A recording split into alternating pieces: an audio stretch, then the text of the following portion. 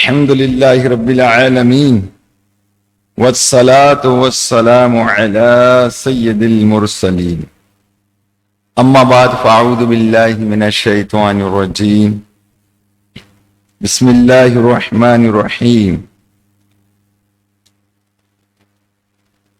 پڑھیے الصلاة والسلام عليك يا رسول الله وعلى آلك وصحابك يا حبيب الله الصلاة والسلام عليك يا نبي الله وعلى آلك وصحابك يا نور الله نويت سنة الاعتكاف.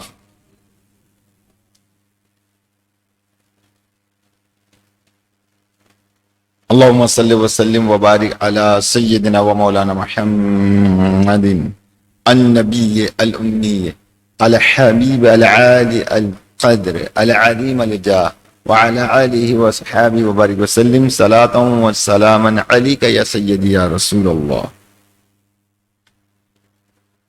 درود پاک کے حوالے سے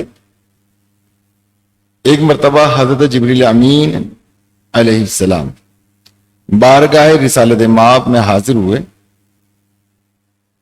اور عرض کیا یا رسول اللہ صلی اللہ علیہ وسلم، جس نے آپ پر ایک بار درود پاک پڑھا اللہ پاک اس کے نامہ اعمال میں 10 نیکیاں لکھے گا، 10 گناہ مٹا دے گا اور 10 درجات بڑھا دے گا.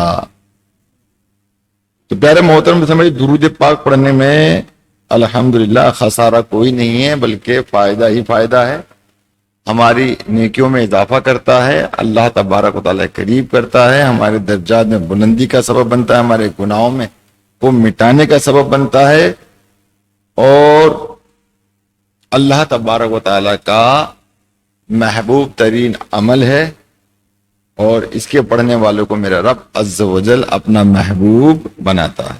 صلو علی الحبیب اللہم صلی وسلم وبارک علی سیدنا و مولانا محمد النبی الامی الحبیب العالی القدر العظیم الجاہ وعلی آلہ وصحابہ وبارک وسلم صلاة و سلاما علیکہ یا سیدی یا مکی یا مدنی یا عربی یا قریشی یا ہاشمی یا ملجائی یا طبیبی یا کریم یا رسول اللہ.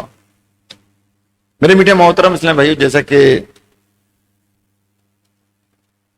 ہمارے دلوں کے حالات و کیفیات جس پر ہماری رتی برابر بھی کوئی توجہ نہیں ہوتی کہ ہمارا دل کیا کرتا ہے، کیا سوچتا ہے، کیا کرنے کی کوشش کرتا ہے، اور اس دل پر نیکیوں کا اثر کیا ہوتا ہے اور گناہوں کا اثر کیا پڑتا ہے. تو یہ دل کے معاملے میں جو نا ہم لوگ بالکل پورے ہو چکے ہیں. اور اگر دیکھا جائے اگر دل ہمارا زندہ ہے تو ہم زندہ دل ہیں، اور اگر ہمارا دل مردہ ہے تو پھر ہم مردہ دل ہیں. زندہ رہنے کو خالی یہ نہیں کہ ہماری آنکھیں کھلی ہم زندہ ہیں، بلکہ یہاں زندہ دلی سے مراد یہ ہے کہ اللہ اور اس کے رسول کے احکامات پر توجہ کرنا، اس کی اجازت جہاں ہے اس پر عمل کرنا، اور جہاں اس کی اجازت نہیں اس سے باز رہنا. گویا کہ دوسری صورت میں کہا جائے کہ تقوی پرہیزگاری، اور واحد تقوی پرہیزگاری وہ عمل ہے کہ جس کے سبب بندہ اللہ تبارک و تعالیٰ کے نزدیک ہوتا ہے. اب دیکھیے کہ نیکیوں کی لذت تو ہمیں بظاہر نظر نہیں آتی، نہ ہمارے دل پہ اثر کرتی ہے اور نہ ہم توجہ کرتے ہیں. بعض لوگ ہیں کہ آٹے میں نمک کے برابر، جن کے چہرے، جن کے کردار، جن کے افعال یہ ساری چیزیں بتاتے ہیں کہ ان کو نیکیاں کس قدر خوش کرتی ہیں.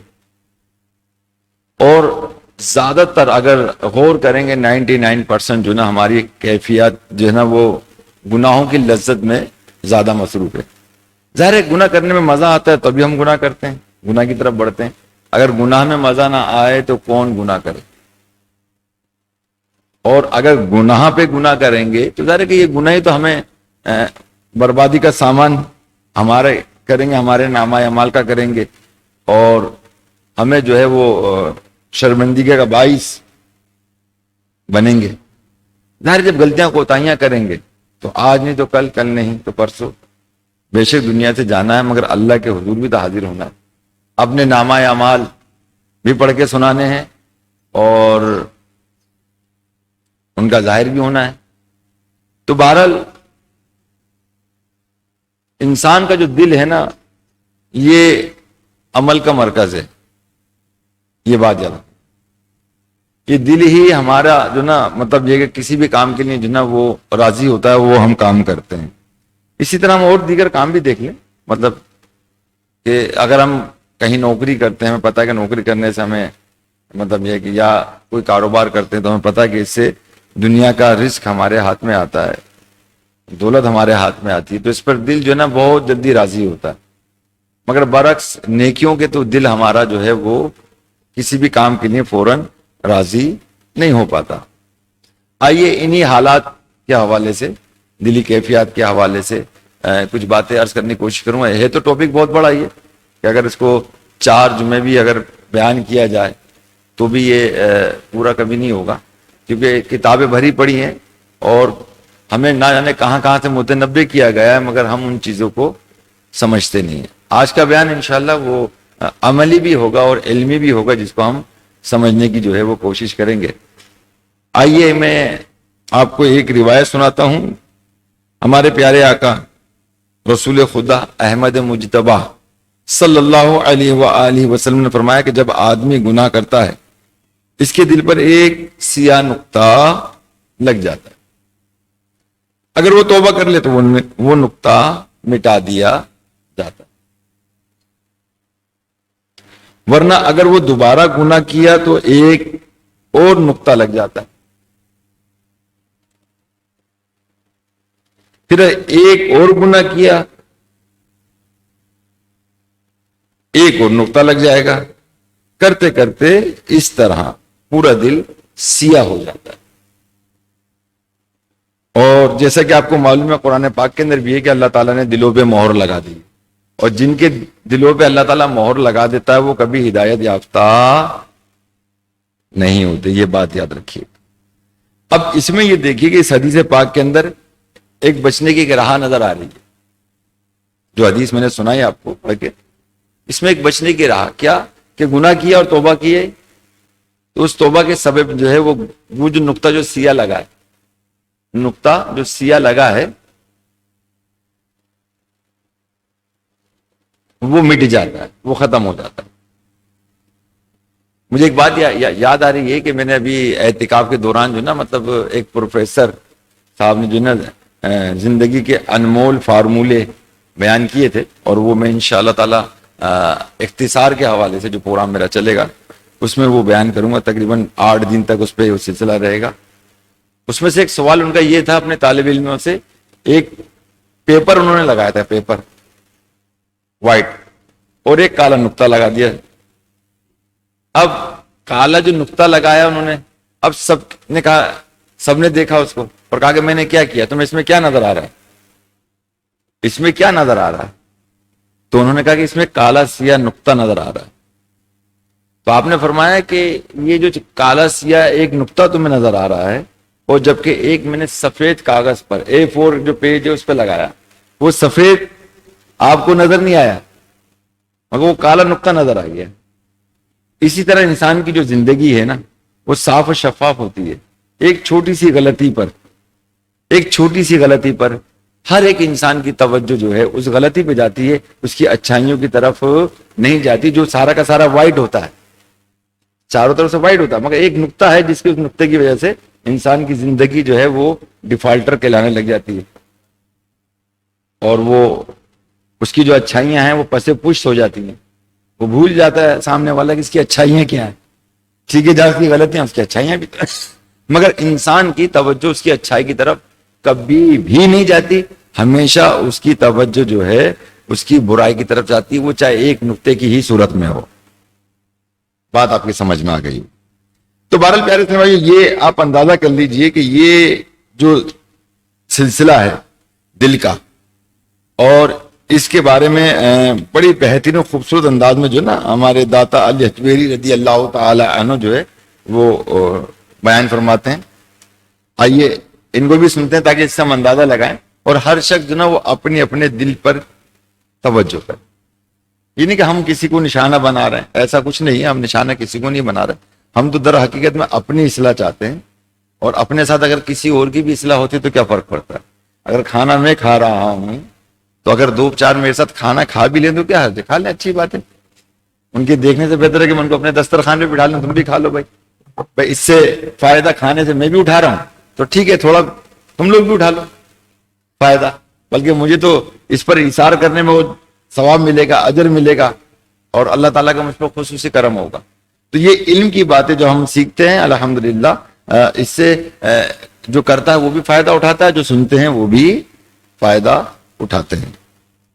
دیکھیے حضرت داتا گنج بخش علی حجویری رضی اللہ تعالیٰ عنہ کشف المعجوب شریف میں فرماتے ہیں، دل پر چڑھنے والے زنگ اور پردے کی دو قسمیں ہیں۔ کتنی قسمیں؟ دو قسمیں ہیں جو دلوں پر زنگ چڑھ جاتا ہے۔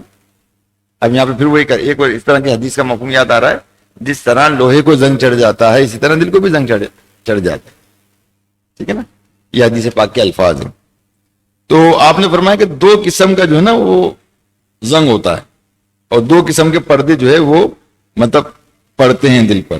نمبر ایک یہ کہ حجاب غین، یعنی عارضی پردہ ہے، جو بعض دفعہ گناہ کرنے اور غفلت میں پڑھنے کے سبب دل پر چڑھ جاتا ہے، یعنی گناہ کرنے کے سبب، غفلت کی وجہ سے، ٹھیک ہے، اور یہ دل پر جو ہے اس کا پردہ چڑھا، اور یہ پردہ جو ہے اس کے لیے عارضی ہوتا ہے۔ جو توبہ کرنے اور نیک اعمال بجا لانے اور نیک لوگوں کی صحبت اختیار کرنے کی برکت سے اتر جاتا ہے۔ یعنی آپ یہ دیکھیں کہ اس کے اندر داتا علی حجویری رضی اللہ تعالی عنہ نے جو ہے وہ علاج بھی بیان کر دیا کہ یہ وہ مطلب زنگ ہے، یعنی جس کا نام آپ نے فرمایا کہ حجاب غائن، کہ جو بندے کے عارضی زنگ جو ہے وہ دل پر پڑتا ہے، اور یہ توبہ کی برکت سے اس کا دل صاف ہو جاتا ہے، نیک عمل کی برکت سے اور نیک لوگوں کی صحبت اختیار کرنے سے، تو یہ دل جو ہے وہ صاف و شفاف ہو جاتا ہے۔ تو آج ہمارا دل جو ہے اگر دیکھا جائے تو نہ ہمیں توبہ کی توفیق ہے بدقسمتی سے، نہ نیک اعمال کا جذبہ ہے ہمارے اندر بدقسمتی سے، اور نہ اچھے لوگوں کی صحبت ہمارے نزدیک ہے کہ ہم اچھے لوگوں کی صحبت اختیار کر کے اچھے بن جائیں۔ ظاہر ہے کہ اگر ہم عطر والے کے پاس جائیں گے تو کپڑوں میں عطر کی خوشبو آئے گی اس کی صحبت کی وجہ سے، مانا کہ ہم نے عطر نہیں لگایا، اور ظاہر ہے کہ اگر ہم ایسے بندے کے پاس جائیں کہ جس کے پاس سے مطلب چمڑے کا کام کرتا ہو، اس کی اندر بدبو آتی ہو، اور وہاں بیٹھتے ہیں تو ظاہر ہے کہ وہی بدبو ہمارے اندر آئے گی۔ تو یہ مطلب صحبت کا جو ایک اثر ہے نا وہ بہت زیادہ جو ہے نا مطلب یہ کہ انسان پر کی زندگی پر جو ہے وہ پڑتا ہے۔ اچھی صحبت بندے کو جو ہے وہ اچھائی کی طرف لے کے جاتی ہے، اور بری صحبت جو ہے بندے کو برائی کی طرف لے کر جاتی ہے۔ تو اسی طرح کا ایک واقعہ مجھے حضور غوث پاک رضی اللہ تعالیٰ عنہ کو یاد آ رہا ہے کہ آپ نے ایک شخص کو دیکھا کہ چور تھا، اور جب وہ چور تھا تو آپ نے اس کو پہچان لیا، تو آپ اس کے پاس گئے اور کہا کہ کیسے کھڑے ہو؟ تو اس نے کہا کہ بس ایسے ہی کھڑا ہوں، جبکہ وہ چوری کی نیت سے کھڑا ہوا تھا، ہے نا؟ اور آپ تو روشن ضمیر تھے کہ دلوں کے جو حالات تھے وہ لوگوں کی جان لیا کرتے تھے، تو آپ نے صرف اپنا نام لیا کہ میرا نام، کیونکہ اس نے کبھی غوث اعظم رضی اللہ تعالیٰ عنہ کو دیکھا نہیں تھا، معلوم نہیں تھا، ظاہر کہ ان کے چرچے جو ہے وہ عرب عجم کے ساری دنیا میں تھے، اور دنیا کو وہ رائی کے دانے کے برابر دیکھا کرتے تھے. اللہ تعالیٰ نے ان کو وہ مقام عطا فرمایا تھا میرے غوث پاک رضی اللہ تعالیٰ. تو جیسی آپ نے فرمایا کہ میرا نام شیخ عبد القادر ہے، وہ یہ نام سنتے ہی وہ دھڑام سے قدموں میں گرا اور معافیاں مانگنے لگا. اور اسی وقت آپ نے اللہ تبارک و تعالیٰ کی بارگاہ میں اس کے لیے دعا کی. اس دعا کی برکت سے الحمدللہ اس کا دل صاف و شفاف ہو گیا، وہ گناہ سے باز آ گیا، اور بلکہ وہ اللہ تعالیٰ کا نیک صالح بندہ بن کر بلکہ اس رب العالمین کا ولی بن کر ظاہر ہو گیا. تو میرے میٹھے محترم سے بھائی، تو اب اندازہ کر لیجئے کہ نیک لوگوں کی صحبت اگر ہمیں اختیار ہوگی تو یہ نیکیاں جو ہے مطلب ہمارے اندر نیکیوں کا جذبہ پیدا ہوگا. ٹھیک ہے نا. آئیے دوسری بات جو حضرت رجبخش رحمت اللہ تعالی علیہ فرماتے ہیں، حجاب رعین، یہ ایسی سیاہی جسے کوئلہ ہوتا ہے، یعنی کپڑے پر داغ لگے تو دھل کر سفید ہو جاتے ہیں، ہے نا. آپ فرماتے ہیں کہ جو کوئلہ ہے، کوئلے کی طرح یہ زنگ چڑھ جاتا ہے انسان کے دل پر، اور کپڑے پر اگر کوئی داغ لگے تو وہ دھل کر سفید ہو جاتا ہے. مگر کوئلے کو جتنا بھی دھوئیں یہ سفید نہیں ہوتا، یہ سفید نہیں ہوتا. ایسے ہی بعض بدبختوں کے برے اعمال، ان کے برے کردار مسلسل گناہ کرتے رہنے کے سبب ان کے دل پر حجاب رعین یعنی پکی سیاہی چڑھ جاتی ہے جو کبھی اترتی ہی نہیں. لہذا اللہ پاک نے بتایا کہ یہ جو ازلی کافر ہیں، ابو جہل، اتبا، شیبہ وغیرہ، ان کے دلوں پر حجاب رعین یعنی پکی سیاہی چڑھی ہوئی ہے. ان کے برے کرتوتوں کے سبب ان کے دل پر مہر لگ چکی ہے کہ اب ان کے دل حق کو قبول کرنے کے لائق نہیں. ان کے کانوں پر بھی مہر لگ چکی ہے جو اب حق کو سنتے نہیں، اور ان کی آنکھوں پر پردے ہیں، اور ان کی آنکھیں حق دیکھنے سے محروم ہو چکی ہیں کہ لہم عذاب عظیم، کہ ان کے دل ان کے لیے بڑا عذاب ہے. تو میرے میٹھے محترم اسلام بھائی، اب یہ دیکھیے کہ اللہ تبارک و تعالیٰ نے جو ہے قرآن پاک کی اس آیت مبارکہ ہے، ان الذین کفروا، کہ بے شک وہ جن کی قسمت سواء علیہم انذرتہم ام لم تنذرہم لا یؤمنون، کہ انہیں برابر ہے چاہے تم انہیں ڈراؤ یا نہ ڈراؤ، وہ ایمان لانے کے لیے نہیں ہے. یہ ایک طرح سے پیارے آقا صلی اللہ تعالی علیہ وسلم کی دل جوئی بھی ہے، اور اس میں آپ صلی اللہ تعالی علیہ وسلم کو غیب کا علم بھی دیا گیا ہے. دراصل ہمارے آقا و مولا صلی اللہ تعالی علیہ وسلم جب غیر مسلموں کو نیکی کی دعوت دیتے، انہیں سمجھاتے، ایمان قبول کرنے کی دعوت ارشاد فرماتے، وہ نہیں مانتے، ایمان قبول کرنے کو تیار نہیں ہوتے، تو آپ صلی اللہ تعالی علیہ وسلم غمگین ہو جایا کرتے تھے.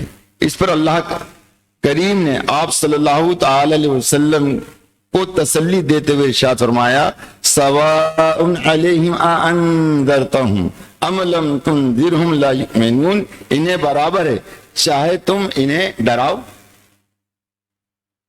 یا نہ ڈراؤ، ایمان لانے کے نہیں ہے، ایمان لانے کے نہیں ہے. یعنی اے محبوب صلی اللہ علیہ وسلم، آپ کو سمجھانے میں کوئی کمی نہیں ہے کہ آپ نے ان کو سمجھانے میں کوئی کمی کی ہو، نہ کوئی کمی نہیں کی. کمی ان کے غیر مسلموں میں سے ہے کہ آپ تو با کمال ہیں، آپ کا سمجھانے کا انداز بھی با کمال ہے، آپ نے تو نیکی کی دعوت دینے کا حق ادا کر دیا، مگر یہ بدبخت ہیں، ضدی ہیں، ہٹ درم ہیں کہ آپ انہیں سمجھائیں یا نہ سمجھائیں، آپ انہیں قیامت سے اللہ پاک کے عذابات سے ڈرائیں یا نہ ڈرائیں، یہ ہرگز ایمان قبول نہیں کریں گے. ختم اللہ علی قلوبہم وعلی سمعہم وعلی ابصارہم غشاوہ. اللہ تعالیٰ ارشاد فرماتا ہے اللہ نے ان کے دلوں پر اور کانوں پر مہر کر دی. ان کی آنکھوں پر گھٹا ٹوپ ہے. تو پیارے محترم سن، اللہ تعالیٰ نے ان کے دلوں پہ مہر کر دی. ایک بات یاد رکھیے گا کہ ہم مطلب کسی کو مطلب یہ نہیں کہہ سکتے کہ دلوں پر تمہارے مہر لگ گئی ہے. یہ بھی میں آپ کو بتا دوں، کبھی ہم کسی کو بول دیں بھائی تو نیک عمل ہی نہیں کرتا، صحیح ہے نا. دیکھیے جو مسلمان ہے نا، جو مسلمان ہے اس کے لیے کافی گنجائش ہے. جو ایمان والا ہے اس کے لیے کافی گنجائش ہے. وہ جب چاہے توبہ کر لے، مرنے سے پہلے توبہ کر لے، اللہ تعالیٰ تمام سابقہ گناہ معاف فرما دیتا ہے. اور اللہ تعالیٰ کس کس طرح سے بندے سے ناراض ہوتا ہے، اور جب راضی ہوتا ہے تو سب کو حیرت میں ڈال دیتا ہے، سب کو حیرت میں ڈال دیتا ہے. اور سب دیکھتے ہیں کہ جس کو مطلب بستی سے نکالنے کا حکم دیا، بعد میں اسی بستی والوں کو حکم دیتے اس کی نماز جنازہ پڑھو، اس کی نماز جنازہ پڑھو. کہ وہ مرتے وقت اس نے اللہ سے ایسا کلام کیا کہ اللہ تعالیٰ کو وہ کلام اتنا پسند آیا، اتنا پسند آیا کہ اللہ تعالیٰ نے اس کو بخش دیا، اس کی مغفرت فرما دی. تو کہنے کا مقصد پیارے اسلام بھائی کہ اس پر جو ہے انسانوں پر دل پر مہر لگتے ہے. جب مہر لگتی ہے نا تو اس کا ایک سبب یہی ہے کہ پھر ہمارا نیکیوں میں دل لگتا نہیں ہے. اور ہمیں اپنے دل کی حفاظت کرنے کی بھی ضرورت ہے. اب ایک چیز اور میں آپ کو یہاں بتاتا چلوں کہ دیکھیے کہ میں بھی پڑھ رہا تھا اس حوالے سے کہ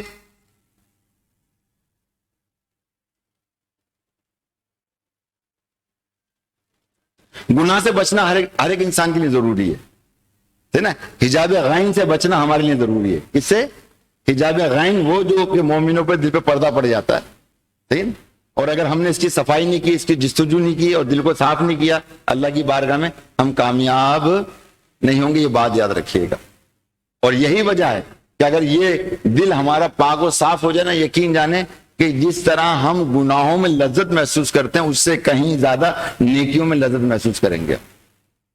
اور اس دل کی خرابی کے حوالے سے آپ ذرا سماعت فرمائیے کہ علماء کرام فرماتے ہیں کہ گزشتہ امتوں کا جو عذاب ہے جسمانی خسف اور مخص تھا. یعنی پہلی جو امتیں تھیں نافرمانیاں کرتی تو انہیں زمین میں دھسا دیا جاتا تھا، ان کے چہرے بگاڑ دیے جاتے تھے، کسی کو بندر کسی کو خنزیر بنا دیا جاتا تھا. لیکن اس امت کا عذاب روحانی ہے. اس امت کا جو مطلب عذاب ہے وہ روحانی ہے. اور ہر بندہ جو ہے نا وہ کیا کہتے ہیں روحانیت رکھتا ہے. ہر نمازی اللہ سے رابطہ کرنے والا روحانیت رکھتا ہے. اب وہ روحانیت تو ہم اپنے عمل سے ہی کرتے ہیں نا. اب ایک چھوٹی سی بات آپ کو میں کہتا ہوں، ابھی آپ نے میں اس کو 12 کہی ہے اور آپ کی آ بھی نکلتی ہے. کون کہتا ہے خدا نظر نہیں آتا؟ کون کہتا ہے خدا نظر نہیں آتا؟ جب کچھ نظر نہیں آتا خدا نظر آتا. یہ کیا ہے؟ یہ دل ہے نا. یہ دل جو اللہ پر مطمئن ہے، یقین ہے اس دل کو یقین ہے. اس یقین پر یہ بندہ یہ بات کہتا ہے. اور یہ یقین سے ہمارے دل کے اندر ایک نورانیت پیدا ہوئی ہے، ایک نورانیت، ایک محبت، ایک پیار پیدا ہوا اللہ تعالیٰ سے. تو ان چیزوں کو سمجھے کہ اس میں ہمارے اندر کہاں کمی آ رہی ہے، یہ کیفیت میں کیوں تبدیلی ہے ہمارے. ان کیفیت سے میں جو کمی ہے یا جو چیزیں ہمارے اندر یہ خرابیاں پیدا کرتے ہیں، ہمیں انہیں خرابی کرنے کا شرعی طور پر حکم ہے اور اپنے دل کی حفاظت کرنے کی ضرورت ہے. تو اس لیے کہا گیا کہ روحانی یعنی جو ہم پر جو عذاب ہو رہا ہے وہ ایک روحانی مطلب کیفیت کے حوالے پر ہے. یعنی آپ سمجھے جیسے خسف مسخ ہے، یعنی پہلے تو جسم بدلتے تھے، پہلے جسم جو ہے وہ بدلتے تھے نا عذاب کے اندر. اب جسم بدلتے نہیں ہیں، دل بدل جاتے ہیں. کیا بدل جاتے ہیں؟ بولیے دل بدل جاتے ہیں. یہ دل بدلنے پر یہی اللہ کا عذاب ہے. کیا بات ہے جو نماز میں دل نہیں لگتا، کیا بات ہے قرآن پاک کی تلاوت میں دل نہیں لگتا، کیا بات ہے تسبیحات میں دل نہیں لگتا، کیا بات ہے تھوڑا ٹائم ہوتا ہے گھڑیاں دیکھتے ہیں دین کی باتیں سننے پر ہمارا دل نہیں لگتا. کیا بات ہے؟ یہ بہت بڑی خرابی ہے ہمارے دل کے اندر کہ جو ہمیں اللہ تعالیٰ کے رابطے میں ایک پہاڑ بن گئی ہمارے لیے اور ہمارے رابطے بالکل منقطع ہیں. کیا اللہ سے کلام نہیں کر سکتا بندہ؟ بولیے اللہ سے کلام جب کیا جاتا ہے، جب اللہ تعالیٰ سے بندہ ہم کلام ہوتا ہے، تو میرے پیارے محترم اسلام یہ بات یاد رکھیے گا، پھر اس کا اظہار بھی ہمیں ایک کرشمہ نظر آتا ہے نا، اور اس کرشمے کے تحت ہم دیکھتے ہیں کہ اپنے حالات کس طرح تبدیل ہوتے ہیں۔ وہ تبدیل کرنے والا حالت کون ہے بتائیے؟ اللہ ہی نا، جو اب اللہ سے ہم کلام ہوئے تھے دعا کے اندر، دعا کے بغیر بھی ہوئے تھے، کیونکہ ایک روایت میں 12 آپ کو سنائی تھی، پھر سناتا ہوں کہ اللہ تعالیٰ فرماتا ہے کہ جنت جو ہے، جنت کیا؟ تمہارا گھر ہے مومنو۔ کس کا گھر ہے یہ؟ ایمان والوں کا گھر ہے۔ کس کا گھر ہے؟ ایمان والوں کا۔ مومنو، جنت تمہارا گھر ہے، مگر جو دل ہے نا، دل جو تمہارے جسم کے اندر ہے، وہ میرا گھر ہے۔ اس میں شیطان داخل نہیں ہو سکتا اس جنت میں، لہذا اس دل کے اندر بھی شیطان داخل نہیں ہونا چاہیے، شیطان داخل نہیں ہونا چاہیے۔ تو پیارے محترم اسلام بھائی، اس دل کے حوالے سے امام غزالی رحمت اللہ تعالی علیہ منہاج العابدین میں بیان فرماتے کہ 4 باطنی بیماریاں ہیں کہ جو دل کو بہت نقصان پہنچاتی ہے، اور یہی وجہ ہے کہ ہم باطنی بیماریوں میں مبتلا ہیں، جس کی بنا پر ہمارے منہ سے نکلتا ہے بھائی دنیا داری بھی تو کرنی چاہیے۔ کیا کرنی چاہیے بھائی؟ دنیا داری بھی تو کوئی چیز ہے یا نہیں ہے؟ سب مولوی ملا بننا ہی ہے سب کچھ ہے؟ ایسی صورت ہے یا نہیں ہے؟ اب بتائیے کہ دین کون سا دنیا سے ہٹ کر ہے؟ مجھے بتا دیں۔ دین تو مکمل ضابطہ حیات ہے۔ کیا ہے؟ مکمل ضابطہ حیات ہے، یعنی دنیا سے ہٹ کر نہیں ہے، دنیا کی تمام جو بھی چیز ہے جس پر ہم عمل کرتے ہیں، وہ سارا کا سارا جو علم ہے وہ قرآن و حدیث میں موجود ہے۔ نہیں ہے موجود؟ باتھ روم میں جانے کا طریقہ حدیثوں میں موجود نہیں ہے، سرکار کی سیرت میں موجود نہیں ہے۔ کھانا کھانے کا جو طریقہ ہے کہ سرکار کی سیرت میں موجود نہیں ہے۔ بتائیے مجھے آپ، کیا رزق حلال کمانا سرکار مدینہ علیہ الصلوۃ والسلام کی سیرت میں نہیں ہے؟ بولیے۔ ہر ایک وہ عمل جو ہم اپنے لیے کرتے ہیں، اپنے لیے کرتے ہیں، اگر ہم اس کو شریعت کے دائرے میں رہ کر کریں گے، عبادت کی نیت سے کریں گے، یہ بات یاد رکھیے گا کہ ہمیں پھر ہر ایک سنت پر عمل کرنے کا ثواب عطا کیا جائے گا، اور ہمارا یہ عمل عبادت میں شمار ہوگا۔ یہ مومنوں کا خاص ہے نا کہ سنتوں پر عمل کرتے ہیں، اور ان کا عمل جو ہے وہ مطلب یہ ہے کہ عبادت میں شمار ہوتا ہے، عبادت میں شمار ہوتا ہے۔ تو میرے میٹھے محترم اسلام بھائی، دیکھیے اب جو 4 باطنی بیماریاں ہمیں لگی ہوئی ہیں، جس کے سبب ہمارا دل نیکیوں میں نہیں لگتا، جس کی وجہ سے ہمارے دل خراب ہوئے، اب اس خرابی سے بھی تو باہر آنا یا نہیں آنا؟ نہیں آنا، مت آئیے۔ اب یہ باہر کیسے آتا ہے؟ باہر تو سیدھی سی بات ہے پیارے سے بھائی، اگر دل انسان کا خراب ہو اور اس پہ ایک زنگ چڑھا ہوا ہے، اس کی صورت جو ہے وہ ایک یہی ہے کہ ہم موت کو کثرت سے یاد کریں۔ کیا کریں؟ موت کو تلاوت قرآن مجید کریں۔ کیا کریں؟ تلاوت قرآن مجید کریں۔ علم دین کی محفل میں بیٹھیں۔ کہاں بیٹھیں؟ علم دین کی مجالسوں میں بیٹھیں، ہے نا، وہاں اس طرح کی باتیں سنیں۔ باتیں تو بہت ساری ہو سکتی ہیں، ظاہر ہے کہ علم کی محفلوں کے اندر بیٹھیں گے بہت ساری باتیں ہو سکتی ہیں، مگر میں تو کہتا ہوں کہ وہ علم حاصل کرو کہ جس کا تعلق ہمارے عمل سے ہو۔ کس سے ہو؟ کس سے ہو؟ عمل سے تعلق ہو، عمل سے وہ علم سیکھو۔ باقی جو علم ہے وہ مطلب ٹھیک ہے میں فائدہ پہنچائے گا، دل کو خوش کرے گا، ایسا نہیں کہ نہیں کرے گا، اس کا میں مخالف نہیں، وہ بھی سیکھیں، مگر پہلے جو علم کی ضرورت ہے وہ جس کا تعلق ہمارے عمل سے، جیسا کہ میں نے 27ویں شب میں بتایا تھا، 27ویں شب میں بتایا تھا نا کہ بھائی یہ بتائیے، یہ اب علمی بات ہے نا، علمی بات ہے کہ بھائی ہم نماز میں 2 سجدے کرتے ہیں۔ کتنے کرتے ہیں بھائی؟ کیوں کرتے ہیں؟ کیوں کرتے ہیں؟ کیا وجہ ہے کہ ہم 2 سجدے کرتے ہیں؟ جب اللہ تبارک و تعالیٰ نے حضرت آدم علیہ السلام کو پیدا فرمایا اور حکم فرمایا کہ سجدہ کرو، کیا کرو؟ تو تمام فرشتوں نے سجدہ کے سوائے ابلیس کے، ایسے ہی ہے نا، قرآن کا واقعہ، ٹھیک ہے نا؟ تو سب نے سجدہ کیا، سب نے سجدہ کیا۔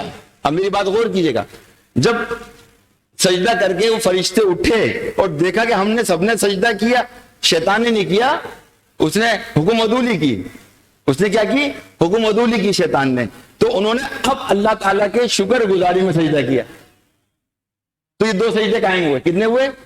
تو ایک سجدہ تو حکم الہی ہے، ایک سجدہ جو ہے جو ہم کرتے ہیں نماز میں حکم الہی ہے، اور دوسرا سجدہ جو ہے اللہ تعالیٰ کا شکر ادا کرنا ہے۔ کیا ہے؟ اللہ کا شکر ادا کرنا۔ اب یہ تک علمیت والی بات ہو گئی، ایک علم والی بات ہو گئی نا، اب آ جائیں عمل کی طرف۔ اب ان 2 سجدوں میں اگر ایک سجدہ رہ گیا نماز میں، تو اب نماز کا کیا حال ہوگا؟ اس کو سیکھنا، یہ ہے عمل، اور میں تو کہتا ہوں وہ باتیں ہمیں سیکھنی چاہیے، وہ علم حاصل کرنا چاہیے کہ جس کا تعلق ہمارے عمل سے ہو. کس سے ہو؟ ہمارے عمل سے ہو. بعض چیزیں ہم دیکھتے ہیں، یہ محراب کو دیکھتے ہیں ہے نا، ممبر کو دیکھتے ہیں، ممبر کو دیکھیں، ممبر کے 3 سیڑھیاں ہیں. کتنی سیڑھیاں ہیں؟ 3 سیڑھیاں ہے نا، 3 سیڑھیاں ہیں. پہلی جو سیڑھی ہے یہ حضور علیہ الصلوۃ والسلام یہاں بیٹھ کر کیا کرتے تھے؟ خطبہ دیا کرتے تھے. اور جب حضرت ابوبکر صدیق رضی اللہ تعالی عنہ خلیفہ بنے، امیر المومنین بنے، تو انہوں نے سیکنڈ اپنائی، اور حضرت عمر فاروق رضی اللہ تعالی عنہ نے جو ہے وہ تھرڈ جو نا یہ اپنائی. صحیح ہے. اچھا، جب عثمان غنی رضی اللہ تعالیٰ عنہ کو خلافت ملی اور جب وہ آئے امیر المومنین بن کے تو یہ سیکنڈ پہ آ گئے. اور جب حضرت علی کرم اللہ وجہ الکریم بنے چوتھے خلیفہ تو وہ بھی سیکنڈ پہ آ گئے. تو یہ 3 یہ ہیں. اب بتائیں تو ہم اس کو دیکھتے ہیں، بات تو یہ علمی بات ہے. کون سی بات ہے؟ علمی. اور یہ عمل کس کے ذریعے ہمیں نظر آیا؟ صحابہ کرام علیہ رضوان کے ذریعے. ٹھیک ہے نا، صحابہ کرام علیہ رضوان کے ذریعے یہ سارے عمل ہمیں نظر آئے. تو میرے میٹھے محترم اسلام بھائیو، آئیے اسی طرح ہم بھی دیکھیں کہ ہم نے وہ علم حاصل کرنا ہے، وہ علم حاصل کرنا ہے کہ جس سے ہماری عمل سے تعلق ہو. کس سے تعلق ہو؟ عمل سے. علم سے بے شک علم تو ہم پڑھتے رہیں گے، مگر پہلے جو نا ہم وہ علم جانے کہ جس سے ہمارے اندر عمل کا جذبہ بیدار ہو. آج ہم اپنے دل کے حوالے سے کبھی سوچتے ہی نہیں ہے. ہم یہی سمجھتے کہ یار ہمارا دل تو نماز میں لگتا نہیں ہے، اللہ کی عبادت میں لگتا نہیں ہے. اکثر یہ واقعہ سناتا رہا ہوں میں آپ کو، حضرت حسن بصری رحمت اللہ تعالی علیہ کا. ایک شخص نے عرض کیا نا کیا کہ میں جب بھی نماز پڑھتا ہوں یا شروع کر دیتا ہوں نماز تو مجھ پہ تو آزمائش آ جاتی ہے، مصیبتوں کے پہاڑ ٹوٹ جاتے ہیں. مصیبتوں کے پہاڑ. اور ایسے آپ کو ملیں گے جب میں نماز ہی پڑھتا ہوں تو میرے سارے کام اچھے ہو جاتے ہیں، اور جب میں نمازیں پڑھنا شروع کر دیتا ہوں، دیگر نیک کام عمل کرنے شروع کر دیتا ہوں تو بڑی مشکلوں میں آ جاتا ہوں، بڑی پریشانی میں آ جاتا ہوں. میرا کوئی کام مطلب یہ ہے کہ بگڑتا ہے. اگر میں یہ عبادت نہیں کروں سارے کام میرے اچھے ہو جاتے ہیں، سارے کام مجھے اچھے ہو جاتے ہیں. اب یہاں تو مجھے 2 باتیں آتی ہیں جس سے بڑا ڈر لگتا ہے. دیکھیں نا کہ ایک ایسا شخص جو اللہ کی بارگاہ میں مانگ رہا ہے، اللہ تعالیٰ فرماتا ہے، کیا فرماتا ہے؟ اے میرے فرشتوں اسے تم جلدی دے دو کیونکہ اس کا مانگنا مجھے اچھا نہیں ہے، اس کی آواز مجھے پسند نہیں آ رہی. ایک وہ شخص ہے جو مانگ رہا ہے، اللہ کا نیک بندہ مانگ رہا ہے، تو اللہ تعالیٰ فرماتا ہے فرشتوں اس کو ابھی مت دینا، تھوڑا دیر سے دینا کیونکہ اس کا مانگنا مجھے اچھا لگ رہا ہے، اس کا مانگنا مجھے اچھا لگ رہا ہے. اب یہی وجہ ہے کہ جو ایسے لوگ جب کچھ مانگتے ہیں ان کو فوراً عطا کیا جاتا ہے، ایسے لوگوں کو فوراً عطا کیا جاتا ہے. مگر جو عبادت ریاضت کر کے صالحین ہوتے ہیں ان کو تھوڑا سا مطلب یہ کہ تھوڑا سا ٹھہر کر عطا کیا جاتا ہے، تھوڑا ٹھہر سے عطا کیا جاتا ہے کیونکہ اللہ تعالیٰ ان کا مانگنا جو ہے وہ پسند فرماتا ہے. تو اسی طرح میرے میٹھے محترم اسلام بھائیو، جب بندہ آزمائشوں میں گرفتار ہوتا ہے نا، تو اس کا بڑا احسن طریقہ آپ نے بیان فرمایا. حسن بصری نے کیا فرمایا؟ فرمایا کہ دیکھو بچہ ہے نا، بچہ جو ہے وہ ماں کی طرف دوڑتا ہے مگر ماں اس کو اپنے پاس سے دور ہٹاتی ہے. پھر بچہ ماں کی طرف آتا ہے یہاں تک جھڑک دیتی ہے، پھر بچہ قریب آتا ہے، پھر جھڑک دیتی ہے، پھر قریب آتا ہے، غصہ آتا ہے، بچوں کو لے کے جو نا کسی گڈھے میں پھینک دیتی ہے نا. اس کے باوجود بچہ اتنا مطلب کیا کہنا چاہیے کہ تشدد کھیلیں یا مطلب ایک کیا کہلیں کہ ایک چبن سمجھ لیں نا، اتنا کچھ ہونے کے بعد اس کو پتا ہے کہ مجھے جو راحت ملے گی وہ ماں کی گود میں ملے گی. کہاں ملے گی؟ اس بچے کو پتا ہے، اس بچے کو پتا ہے کہ مجھے جو راحت ملے گی مجھے اپنی ماں کی گود میں ملے گی. جب یہ مجھے گود میں اٹھائے گی نا اور مجھے سینے سے لگائے گی تو مطلب مجھے راحت ملے گی. تو اس بچے نے اپنا عمل جو ہے وہ روکا نہیں، یہاں تک اس کو مارا بھی بچے کو، مگر پھر بھی وہ ماں کی طرف لپکا. آخرکار کیا ہوا؟ آخرکار یہ ہوا کہ ماں کو پیار آ ہی گیا اور بچے کو گود میں اٹھا لیا، اس کو پیار کرنا شروع کر دیا. تو آپ نے فرمایا بھی تمہارا دروازہ بند ہے، دروازہ کھٹکھٹاتے رہو، در رحمت کا دروازہ جو ہے وہ دستک دیتے رہو. ایک وقت آئے گا کہ اللہ تعالیٰ کو تم پر پیار آ ہی جائے گا اور تمہاری منزلیں آسان ہو ہی جائیں گی. تمہارا پیارے اسلامی بھائیوں باتیں بہت ساری ہیں اور میں تو کافی کچھ لکھا بھی ہے، مگر یہ کہ میں کچھ بول نہیں پاتا ہوں نا، یہ تھوڑا سا ایشو ہے کہ رہ جاتا ہے. مگر ان تمام فکروں کو تو کم از کم آپ سب اپنے لیں، اپنے اندر کو لیں. آئیے بس یہ امام غزالی کی بات ختم کروں گا تاکہ اب اس پر اگر میں گفتگو کرنے جاؤں گا تو ایک ٹاپک نا گھنٹے سے اوپر تک کا ہے بات کرنے کے اعتبار سے. اور وہ ایسی سی خرابیاں جو ہمارے دلوں میں پائی جاتی ہیں نا وہ یقیناً ایسے نکل کے سامنے آئیں گی کہ یہ ہمارے اندر زہر جو نا ہمارے دلوں کے اندر موجود ہے، جو اللہ تبارک و تعالی سے قرب حاصل کرنے میں بہت بڑی رکاوٹ ہے. اور یہ غلاظت جو ہمارے دلوں میں بھری ہوئی، جب تک اس کو نہیں نکالیں گے اس وقت تک ہم اللہ تبارک و تعالیٰ کے مخلص بندے نہیں بن سکیں گے. یہ بات یاد رکھیے گا. آئیے امام غزالی رحمۃ اللہ تعالیٰ نے فرماتے ہیں کہ 4 باطنی بیماری یہ ہیں کہ جو دل کو بہت نقصان پہنچاتی ہے. نمبر 1 حسد. کیا؟ حسد. دوسرے کو یعنی حسد یہ ہے کہ دوسروں کو ملی ہوئی نعمت کو دیکھ کر یہ خواہش کرنا، اگر کسی کو کوئی نعمت ملی ہے اور یہ خواہش کرنا کہ یہ نعمت اس سے چھن جائے. کیا ہو جائے؟ اس سے چھن جائے اور مجھے مل جائے. یہ حسد ہے. یہ حسد ہے. حدیث پاک میں حسد نیکیوں کو ایسے کھا جاتا ہے جیسے آگ لکڑی کو کھا جاتی ہے. امام غزالی رحمۃ اللہ تعالی فرماتے ہیں حسد کرنے والے کا دل اندھا ہو جاتا ہے، یہاں تک کہ اسے اللہ پاک کے احکام بھی سمجھ نہیں آتے. جب سمجھ نہیں آئیں گے تو اللہ کے قریب کیسے ہوگا؟ مجھے بتائیں کیسے ہوگا جب اللہ تعالیٰ کے احکامات اس کی سمجھ میں نہیں آ رہا؟ عام طور پر یا تو اللہ کا حکم ہے یا رسول کا حکم ہے. کتنے لوگ رکتے ہیں؟ جو رکتے ہیں وہ زندہ دل ہیں.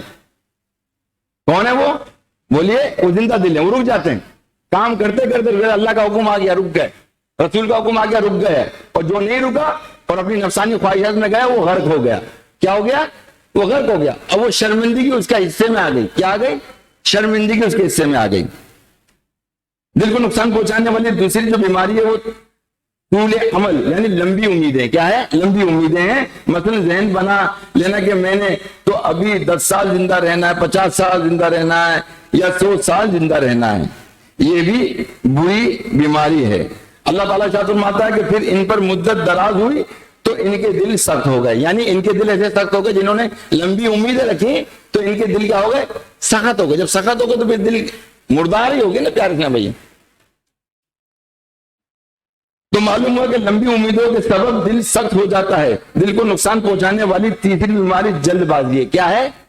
جلد بازی ہے. اس کے سبب بھی بندہ بہت دفعہ ہدایت سے محروم رہ جاتا ہے. چوتھی کہ دل کو نقصان پہنچانے والی چوتھی بیماری تکبر ہے. یہ سب سے بری باطنی بیماری ہے. اس کے سبب شیطان مردود ہوا. تکبر کے سبب بھی دل پر مہر لگ جاتی ہے. اللہ پاک ارشاد فرماتا ہے کہ اللہ یوں ہی مہر کر دیتا ہے متکبر اور سرکش کے سارے دل پر. یہ قرآن کے ارشاد فرماتا. دیکھا آپ نے کہ ان پر بھی مہر لگ جاتی ہے. جب مہر لگ جائے گی تو ہدایت نصیب نہیں ہوگی. تو کوئی پتہ نہیں کہ مرتبہ کفر میں مر جائے بندہ. تو پیارے محترم اسلامی بھائیو، اب دیکھیے تکبر کا سلسلہ تو شاید اتنے میں کہوں گا کہ اگر ہم اپنے ساتھ اپنے رشتہ داروں کو دیکھ لیں، احباب کو دیکھ لیں، دوستوں میں دیکھ لیں، انہوں میں اکثر آپس میں یہی تمام مشاہدات آپ کو مل جائیں گے. ہم سامنے والے کو اپنے ہی رشتہ داروں کو کمتر سمجھتے ہیں، اپنا کو عرف و اعلیٰ سمجھتے ہیں. صحیح نا؟ اور عرف و اعلیٰ جو ذات ہے وہ صرف اللہ تبارک و تعالیٰ کی ذات ہے. یہ بات یاد رکھیے. بہرحال بات سے بات نکلے گی، میں بولتا چلا جاؤں گا، اس پہ اکتفا کروں گا. اللہ تعالیٰ آپ کو، مجھ کو، ہم سب کو عمل کرنے کی توفیق رفیق عطا فرمائے. ہمارے دلوں کو پاک و صاف فرمائے اور ہمیں اپنے دل کی حفاظت کرنے کی توفیق عطا فرمائے. جو فکر ہمیں دل کی حفاظت کے حوالے سے آج ملی، یا رب العالمین، یا رب العالمین ہمیں توفیق عطا فرما. دعا کیجیے یا اللہ ہمیں توفیق عطا فرما کہ ہم اپنے دلوں کی حفاظت کرنے میں کامیاب ہو جائیں، نیک لوگوں کی صحبت اٹھانے میں کامیاب ہو جائیں، جو باتیں سنی اس پر عمل کرنے کی توفیق رفیق مجھ سمیت ہم سب کو، سننے والوں کو بھی اور دیکھنے والوں کو بھی یہ توبہ اور یہ دعا اپنی بارگاہ میں قبول فرما. صلی اللہ تعالی علی خیر خلق نور عرش سیدنا مولانا محمد وعلی آلہ وصحبہ اجمعین برحمتک یا ارحم الراحمین وما علینا الا البلاغ المبین.